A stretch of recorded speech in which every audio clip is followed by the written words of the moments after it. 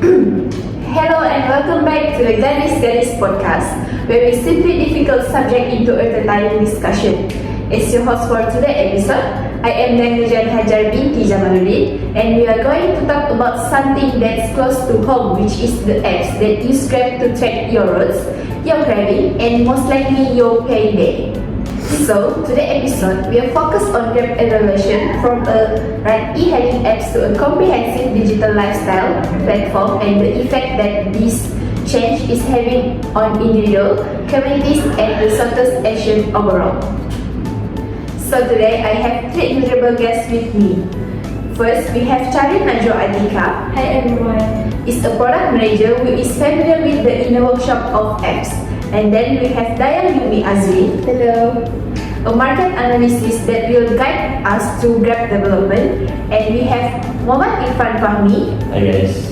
Is a regular apps user that has experienced everything from the perspective of the user. We are discussing Grab transformation into a super app today. This idea, which started in Asia, combines several services including digital payment, food delivery, transportation, and more into a single app.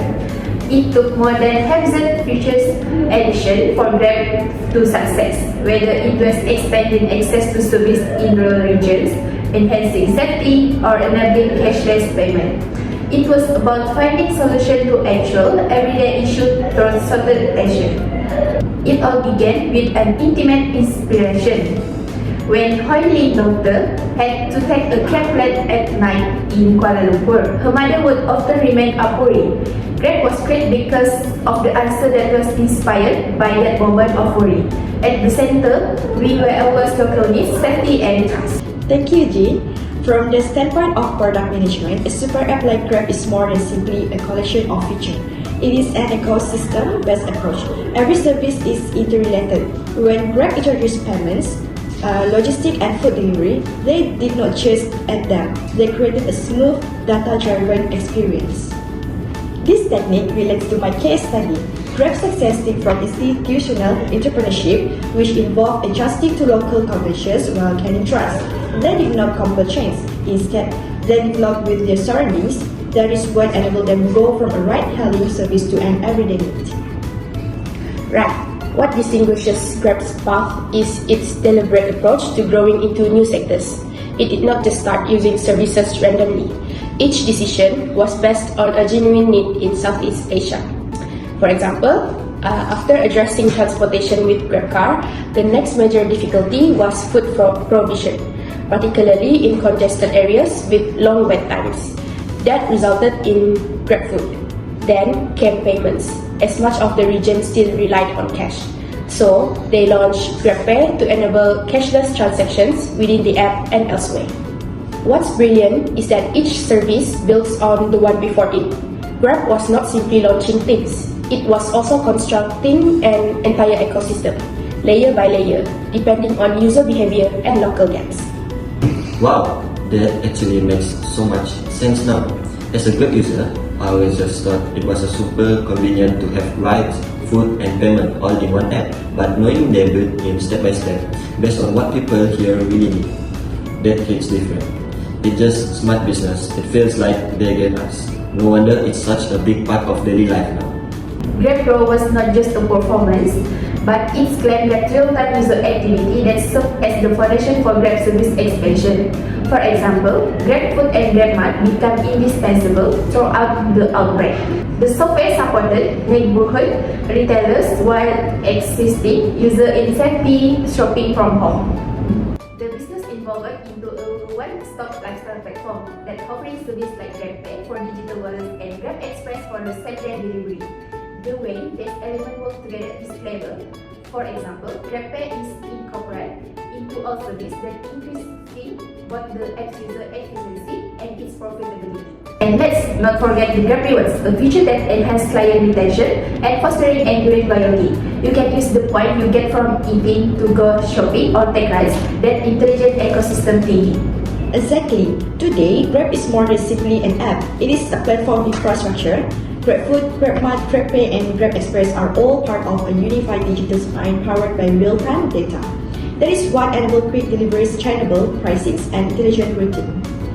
During the epidemic, we observed a tech-enabled pivot.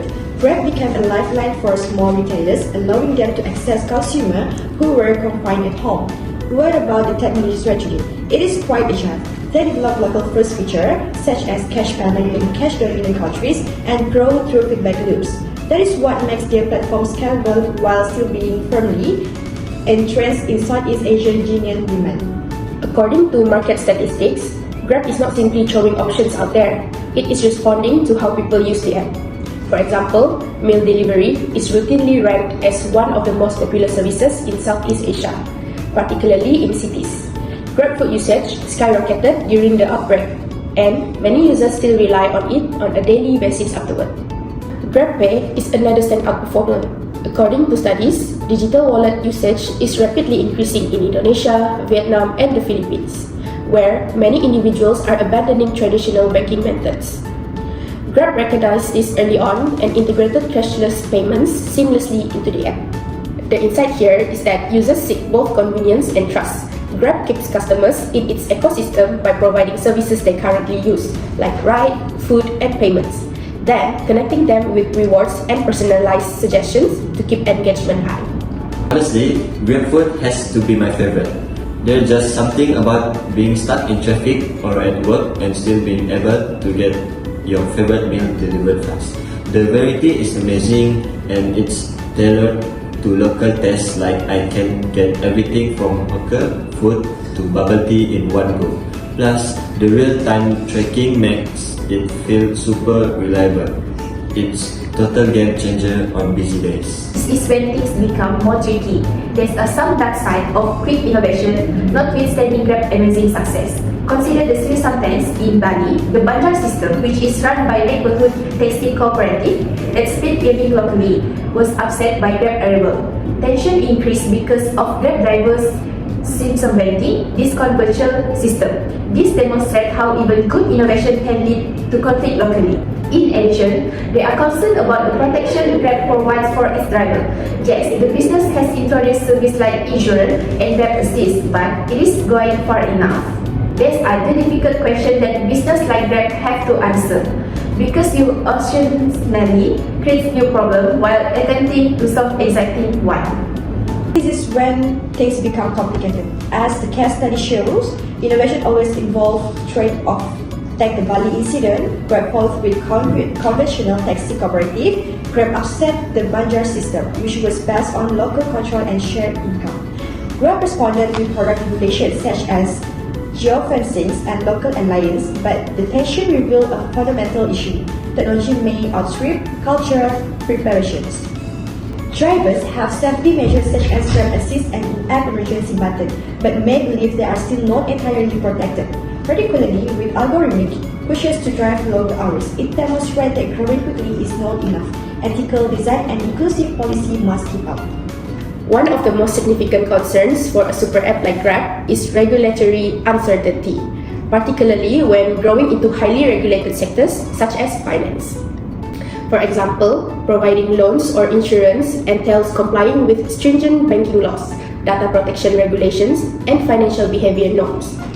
Grab's approach must be tailored to each market in Southeast Asia, as each country has different standards. A license in Singapore does not imply that it can operate the same way in Vietnam or the Philippines. This slows down scalability and raises operating costs. Then, there's the reputation risk. If Grab mishandles user data or a financial service fails, such as a loan default or a payment security breach, it risks losing user trust quickly. This poses a significant risk in a place where trust in digital platforms is still being created. From a market standpoint, competition is strong. If rules slow Grab down, competitors such as Gojek or ShopeePay can move faster and gain more users. So, innovation must go side in hand with compliance, which is a hard balancing act. One risky thing I faced as a Grab user was a driver taking a completely different route from what was shown on the app and not explaining why. It made me feel uneasy, especially since I was alone. Even though nothing happened, that moment of certainly about safety was stressful.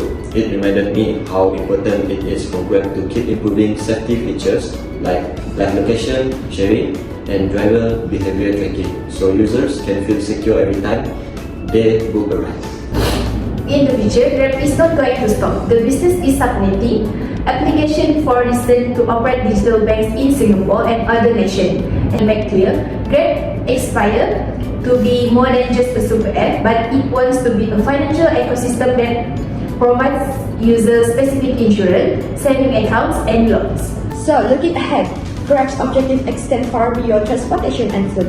They are seeking for digital banking license, and we are witnessing a transition towards becoming a financial services platform.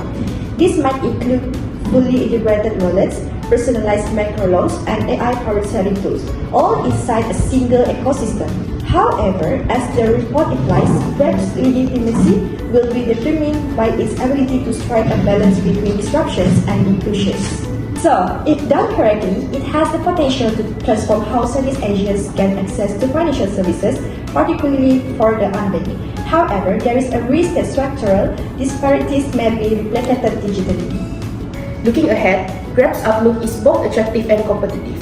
According to recent market forecasts from the Economy C report, Southeast Asia's digital economy would exceed $300 billion by 2025, fueled mostly by digital financial services, food delivery, and e-commerce.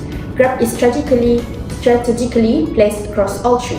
What distinguishes Grab is its extensive local integration. It is not simply a clone of a Western model. It was designed specifically for Southeast Asia with all of its linguistic, regulatory, and infrastructure variations. That provides Grab an advantage over worldwide competitors attempting to break in. One thing I hope for Grab is that they can expand better customer support, especially for urgent issues like ride safety or wrong food orders. Sometimes when something goes wrong, it feels hard to get a fast human response. It would be great if they had a quicker, more responsive support system, maybe even a 24/7 live chat so our users feel heard and helped right away. However, competition is tightening. Gojek remains popular in Indonesia.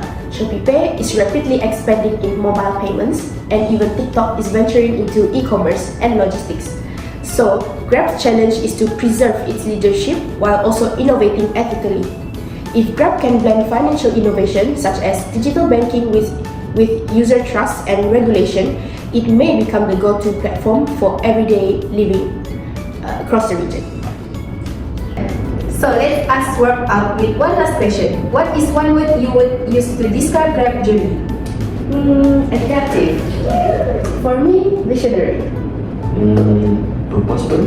Wow, good answer. But for me, that word is transformative. Grab began by resolving a single minor issues and is greatly influenced the digital economy of our region. Thank you so much, CHAIREEN, YUMI, and IRFAN. We very appreciate everyone who joined us on the Gadis podcast. See you on the upcoming episode. Until then, continue to be intelligent and motivated. Bye!